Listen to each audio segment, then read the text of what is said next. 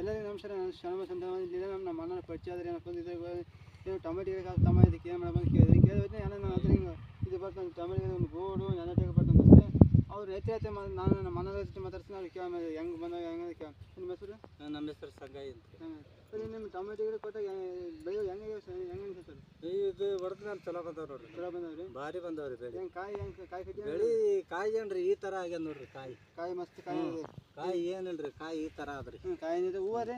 ಹೂವನ ಪರವಲ್ರಿ. ಏನು ಹೂವು ರಗಡಾದ್ರಿ. ಹೂವು ರಗಡಾದ್ರಿ. 4 ಮಂದಿ ರೈತರಿಗೆ ಹೇಳ್ಬೋದಲ್ಲ ಸರ್? ಹೇಳ್ಬೋದ್ರಿ. 4 ಮಂದಿಗೆ ಇದು ಕೊಡಬೋದ್ರಿ. 4 ಮಂದಿ ರೈತ ಧೈರ್ಯವಾಗಿ ಬಳಸ್ಬೋದು. ಧೈರ್ಯವಾಗಿ ಬಳಸ್ಬೋದ್ರಿ. ಅದೇ ಕೇಳಿ ಸರ್, ರೈತರಿಗೆ ಧೈರ್ಯವಾಗಿ ಹೆಂಗೆ ಹೇಳ್ಬೋದು?